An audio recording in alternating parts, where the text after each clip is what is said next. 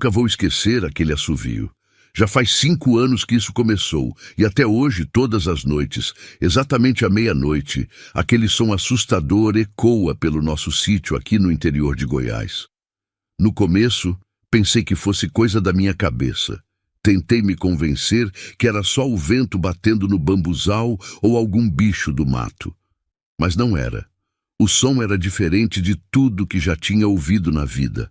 Um assovio forte, prolongado, que parecia chamar por alguém. E o mais estranho é que meus cachorros, que sempre foram valentes e enfrentavam até onça, se transformavam completamente quando aquilo começava. Era como se eles soubessem de algo que eu não sabia. Na primeira vez que escutei, estava sozinho em casa. Tinha me mudado há poucos dias para o sítio da família, aquele pedaço de terra que faz divisa com uma mata fechada nos fundos da propriedade. A noite estava calma, sem vento. Tinha acabado de terminar de lavar a louça do jantar quando percebi que o Rex e a Nina, meus cachorros, começaram a agir de um jeito muito estranho.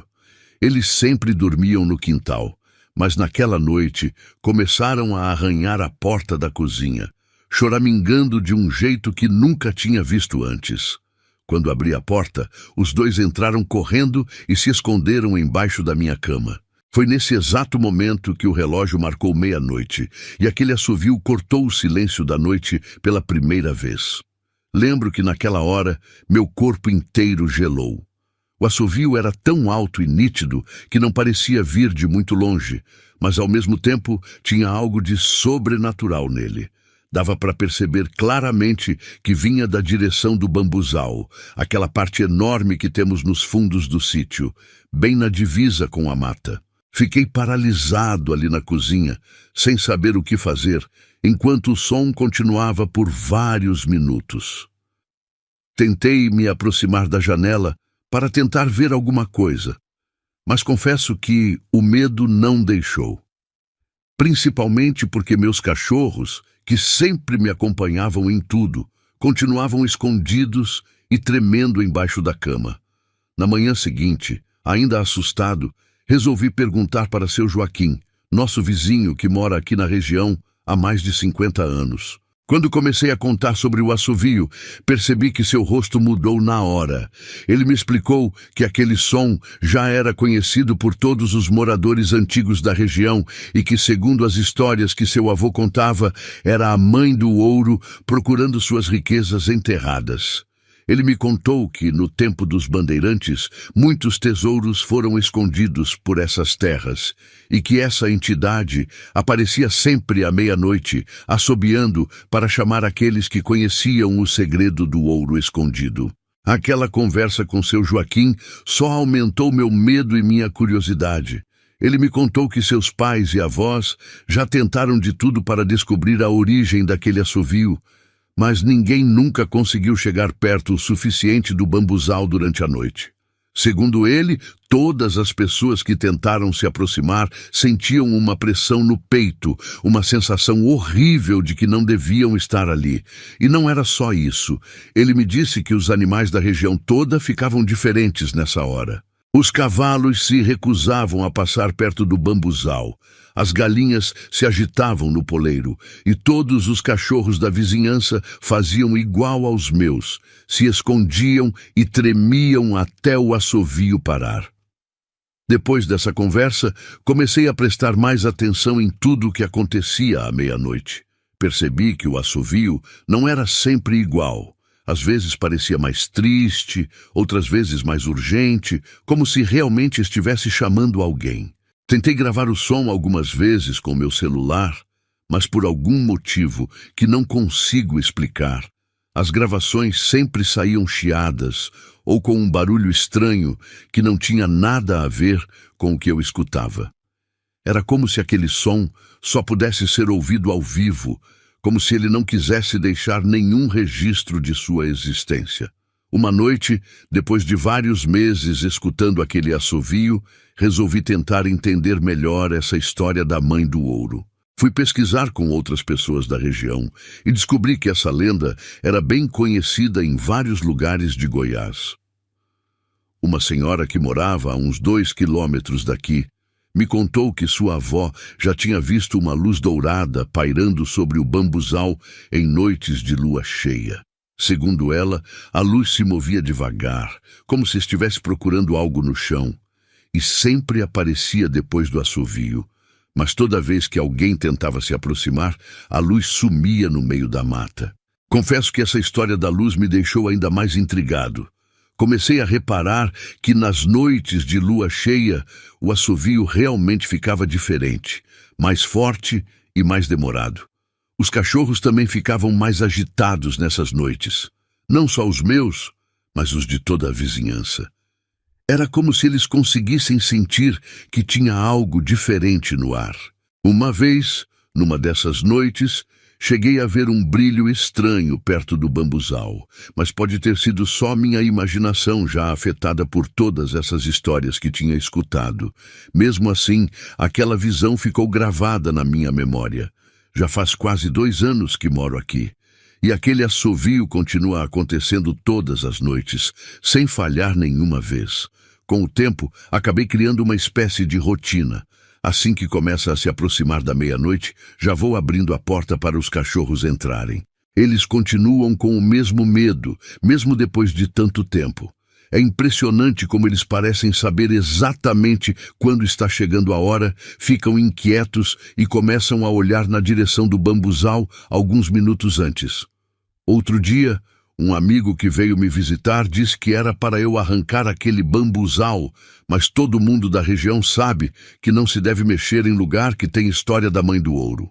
Uma coisa que me intriga muito é que já tentei várias vezes ficar acordado a noite toda para ver se descobria mais alguma coisa, mas é estranho.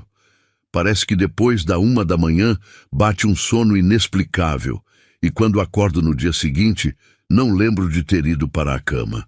Isso aconteceu umas 5 ou 6 vezes, sempre do mesmo jeito. Os mais antigos dizem que é a própria Mãe do Ouro que faz isso, que ela não quer que ninguém descubra seus segredos. Seu Joaquim me contou que o avô dele também passou por isso quando tentou descobrir de onde vinha o assovio, e que é melhor nem tentar entender algumas coisas, e assim continua até hoje. Toda noite, quando o relógio marca meia-noite, o assovio começa. Já me acostumei com a rotina, mas nunca com o arrepio que sinto quando escuto aquele som. Os cachorros continuam se escondendo embaixo da cama e o mistério do bambuzal segue sem explicação. Algumas pessoas da cidade chegaram a sugerir que eu instalasse câmeras de segurança para tentar filmar alguma coisa. Mas, sinceramente, acho que tem coisas que é melhor deixar como estão. Todo mundo por aqui respeita muito essas histórias antigas, principalmente as que envolvem a Mãe do Ouro. Afinal, são muitos anos de relatos parecidos, passados de geração em geração, e todas as pessoas que tentaram desvendar esse mistério acabaram desistindo. No fim das contas, aprendi a conviver com esse vizinho misterioso que toda meia-noite faz questão de nos lembrar de sua presença com seu assovio.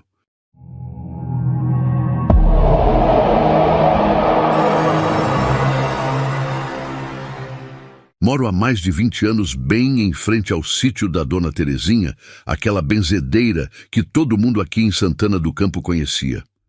Sempre tive uma relação próxima com ela. Era dessas vizinhas que compartilhava café da tarde, trocava mudas de planta e pedia conselhos.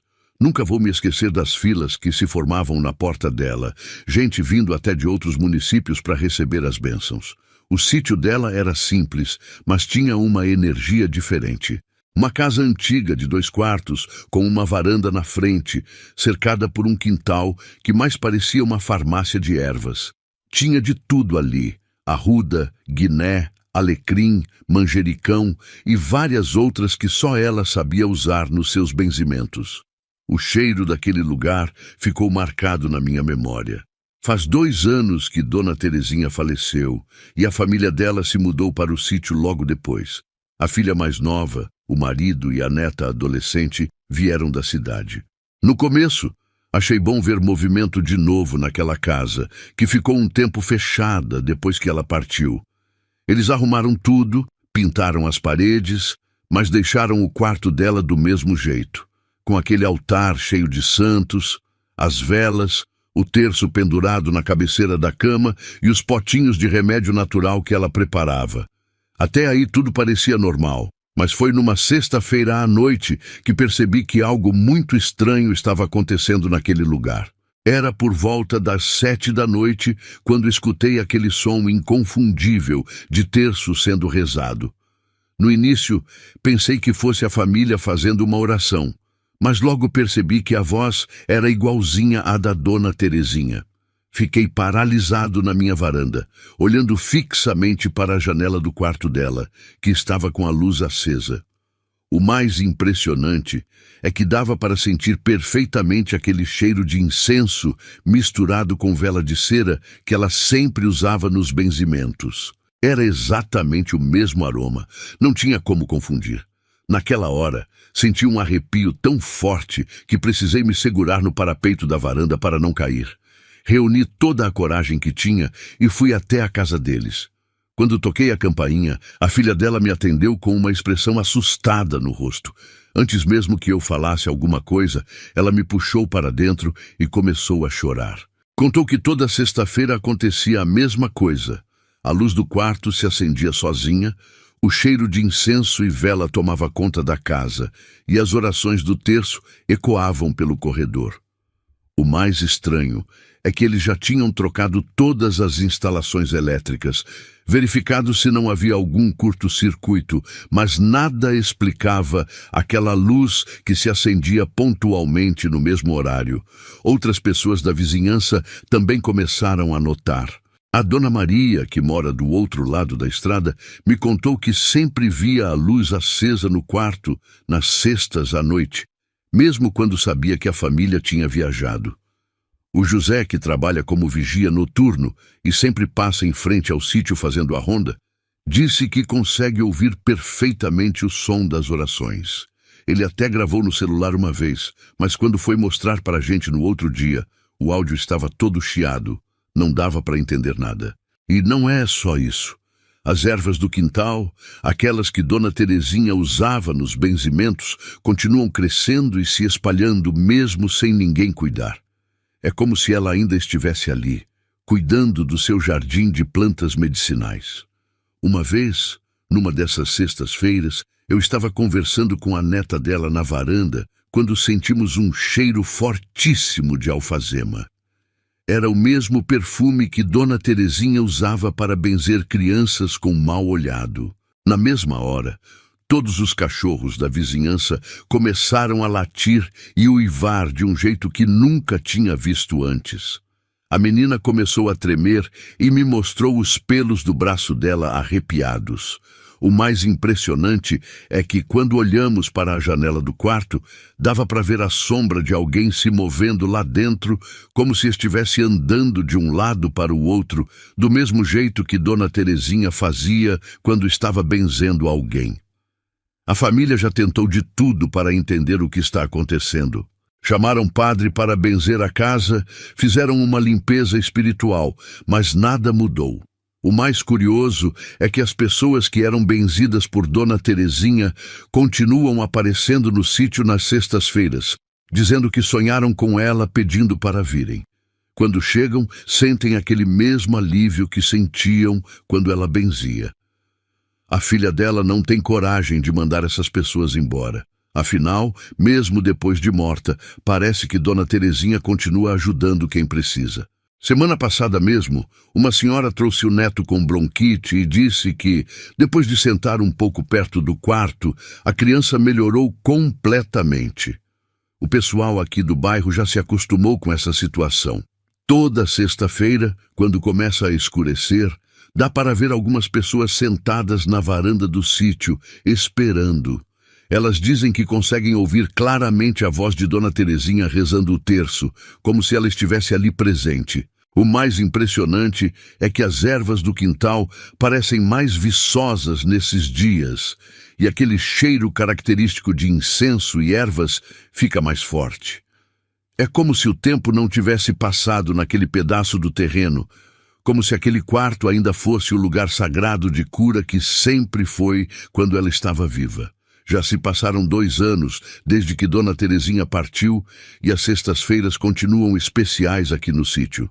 Algumas pessoas me perguntam se não tenho medo de morar em frente a uma casa onde acontecem essas coisas.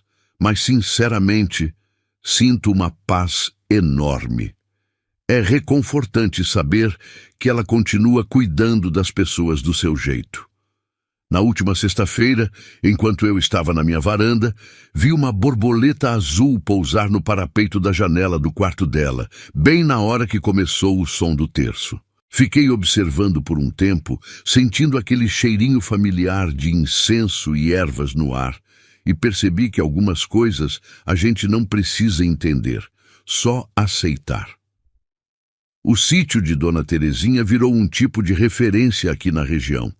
As pessoas continuam vindo, seja por curiosidade ou por fé, e sempre saem daqui diferentes do que chegaram. E assim segue a vida, com essa benzedeira especial cuidando da gente mesmo depois de ter partido.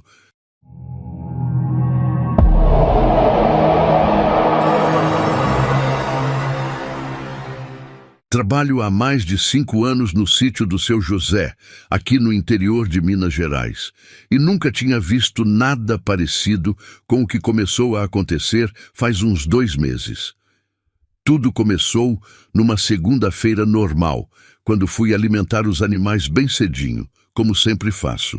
O seu José tem vários bichos, mas o xodó dele é um cavalo baio, desses bem bonitos, pelo amarelado brilhante, que ele comprou numa feira em Três Corações. Naquele dia, quando entrei no estábulo, percebi que tinha algo diferente com o Trovão. Esse é o nome do cavalo. A crina dele, que é sempre bem cuidada e escovada, estava toda trançada em nós tão apertados que parecia trabalho de rendeira. No começo, confesso que fiquei com raiva, pensando que era algum moleque da vizinhança que tinha entrado escondido no sítio para fazer arte. Chamei o seu José na mesma hora para mostrar, e ele também ficou bravo, falando que ia colocar cadeado novo no estábulo e conversar com os vizinhos. Tentamos desmanchar os nós, mas era impossível. Nunca vi trança tão bem feita e apertada daquele jeito. Acabamos tendo que cortar alguns pedaços da crina, o que deixou o seu José ainda mais chateado. Decidimos então trancar bem o estábulo naquela noite e ficar atentos para descobrir quem estava fazendo aquela presepada. Naquela mesma noite, não consegui dormir direito, pensando no prejuízo que aquelas tranças estavam dando. Minha casa fica bem pertinho do estábulo, e lá pela 1 da madrugada, comecei a ouvir uns barulhos estranhos. No começo achei que fosse o vento, mas depois percebi que eram risadas, daquelas bem fininhas de criança, misturadas com uns assobios que pareciam uma música antiga. Fiquei com o corpo todo arrepiado, porque tinha certeza que tinha trancado bem o portão do estábulo com cadeado novo. Mesmo assim, os barulhos continuaram. E junto deles dava para ouvir o trovão agitado, batendo os cascos no chão de terra do jeito que ele faz quando está nervoso. Na manhã seguinte, mesmo com todo o cuidado que tivemos ao trancar o estábulo, o trovão estava lá com a crina toda trançada de novo, da mesma forma impossível de desfazer. Mas dessa vez tinha algo diferente. Quando fui olhar mais de perto, senti um cheiro forte de fumo de corda, daqueles bem fortes que meu avô costumava usar. E no chão de terra, bem perto da baia do trovão, tinha umas pegadas pequenas, que pareciam de criança, mas o que me deixou realmente assustado foi que dava para ver claramente que eram pegadas de um pé só, como se alguém tivesse pulado em um pé só por ali.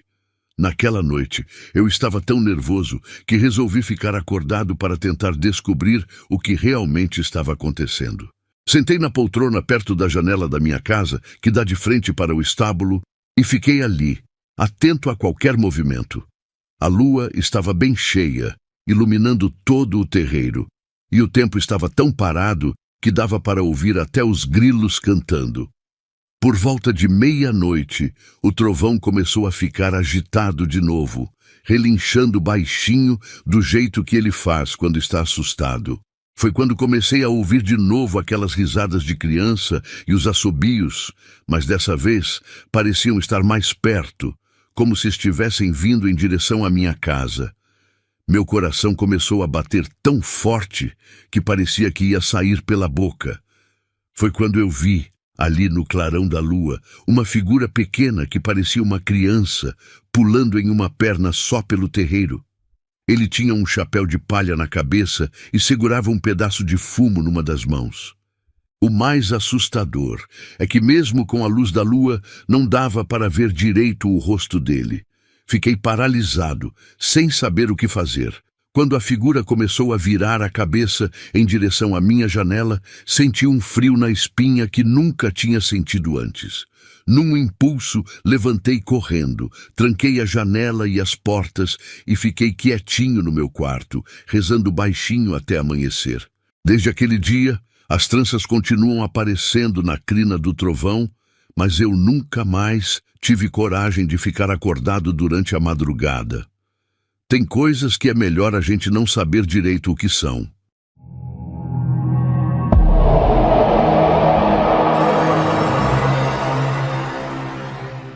Minha família se mudou para um sítio em Santa Catarina faz uns 5 meses, e desde então venho vivendo algo que não consigo explicar.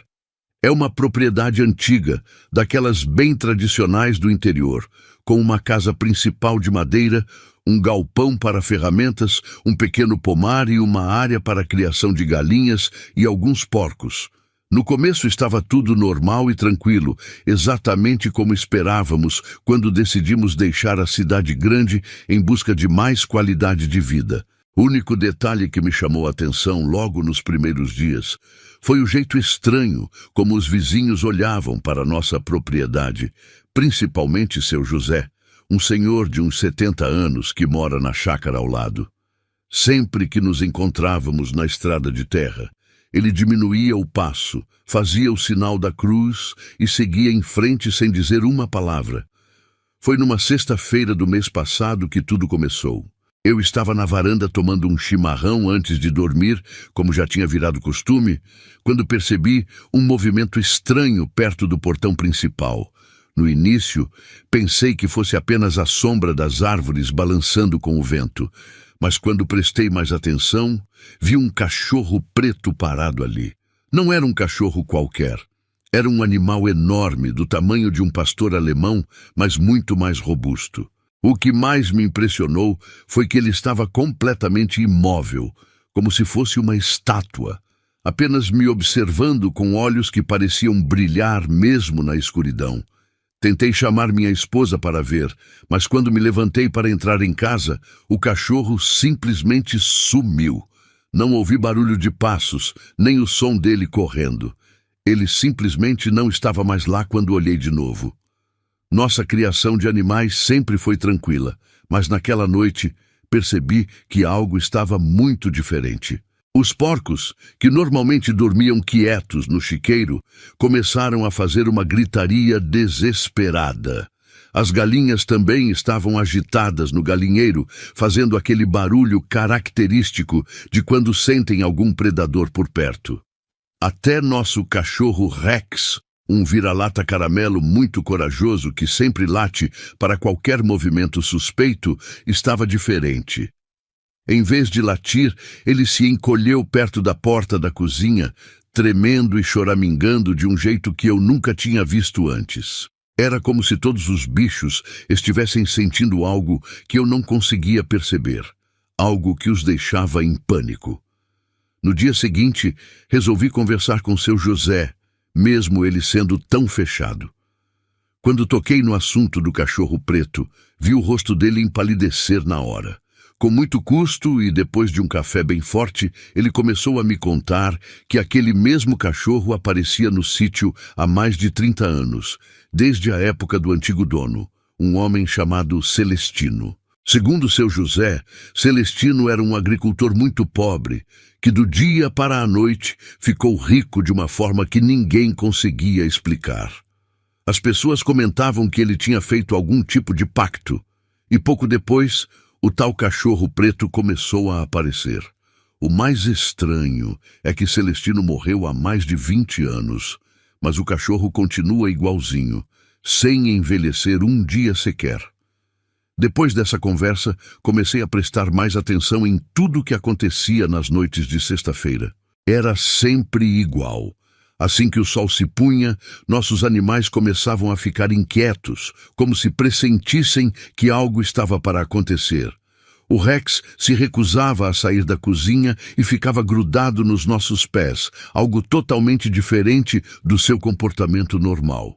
Em todas essas noites, lá estava ele, o cachorro preto parado no mesmo lugar, como se estivesse montando guarda no portão.